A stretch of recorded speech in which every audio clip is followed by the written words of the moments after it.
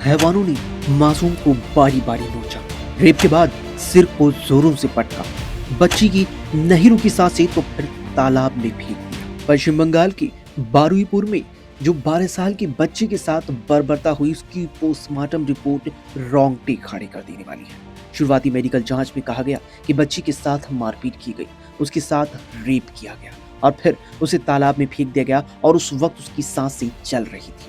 Postmortem report के मुताबिक बच्ची के फेफड़ों और पेट में पानी पाया गया है।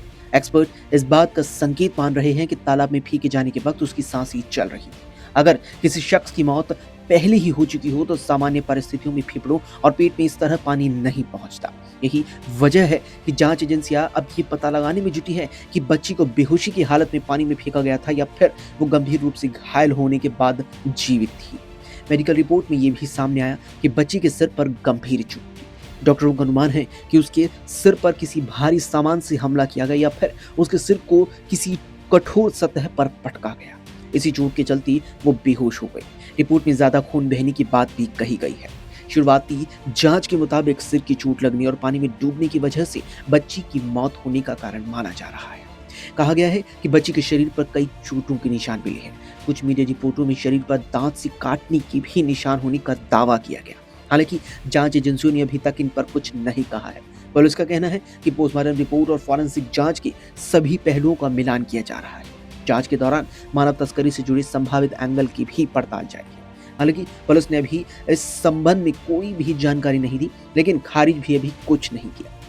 मामले में अब तक 3 लोगों को यहां गिरफ्तार किया जा चुका है, जिसमें प्रभास मंडल, दिवाकर सरदार समेत 3 लोग गिरफ्तार हुए हैं। मंगलवार को दोनों मुख्य आरोपियों को बारुईपुर अदालत में पेश किया गया, जहां अदालत ने उन्हें 14 दिनों की पुलिस हिरासत में भेज दिया। पुलिस आरोपियों से पूछताछ कर घटना की पूरी साजिश, अपराध के क्रम और संभावित बाकी लोगों की भूमिका की भी जांच कर रही है। वहीं राज्य सरकार ने मामले की गंभीरता को देखते हुए 6 सदस्यीय एसआईटी का गठन किया।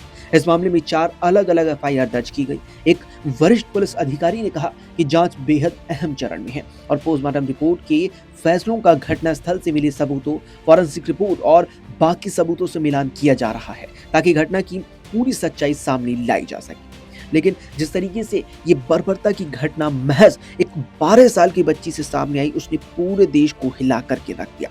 और फिर जिस तरीके से उन 3 मुख्य आरोपियों में से एक आरोपी को भीड़ ने ही पीट कर मार डाला। हालांकि इस पूरे मामले पर राज्य सरकार भी बेहद सख्त नजर आ रही है और खुद सूबे के मुखिया शुभेंदु अधिकारी ने भी साफ तौर पर कहा है कि आरोपियों को किसी भी कीमत पर बख्शा नहीं जाएगा, उन्हें कठोर से कठोर कार्रवाई दी जाएगी।